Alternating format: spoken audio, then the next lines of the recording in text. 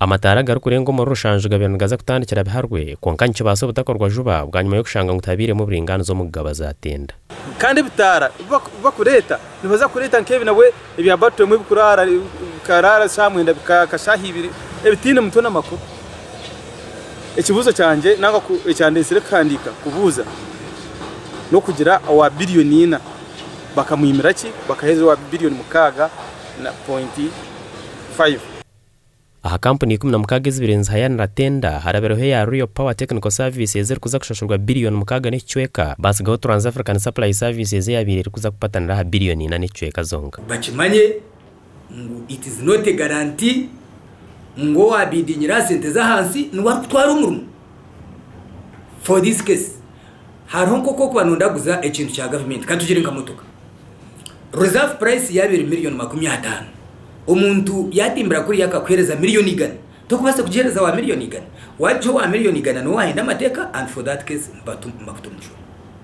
so nyenda kwamiza abantu ngo egi process ekakushitama kurungi yakorwaje solicitor general muhabzi wa government yagikiriyaringa bona bakabibaraje wa billion 9.9 akize kitabo ngoriya nawe ko yakizize wa billion 6.5 na wakakizuza konka difference rero kugira ngo uri akarete cyane ko cya overdraft ubwo ya leta bank statement ngure nco bamwimiro murumo konka wakoze ubungo bwawe billion 2 kuruzingwa ezi kubasa gukora engute zindi umutahuni ezi kubasa kwasya ebitara ahangute zindi izo ne sente nyingi munonga kubasa kucikiriza sente z'ababireno baza kukosa nezo mu mushorezi birenza kwijara program ya USMID kandi wakore nshobe ukagira ngo ahabwo kubogu yabidingira hanse bene wahereza konkahine ebyagwiri then ubwo ndikubaburyo mushamba ogomeye wenyine n'executive na sekaje abo nibo bakubimanyira kimwe ejo diru ne yabo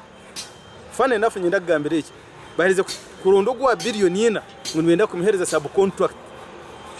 bo base kusigaza enjaburo yabo kandi abantu bamushyirire nabamanya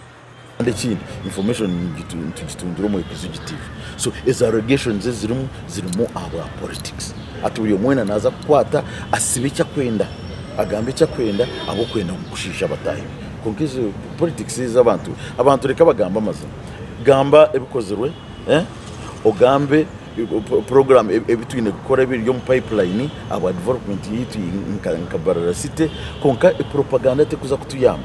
reka tugamba amaze okurujira chandiko office ya karishorisho wa government ningash IGG public procurement and disposal of public assets nezindi bamazire kwikirizo kwetombu ito kwatirene no bushumankuzo mu kugaba zatenda amataraga gabire gariye gukubyarwe shaha yona konke betongere be kurwana so bushumankuzo bitahira mbabasa kubyemereza amakuru agagasha ko Harrison Kagure.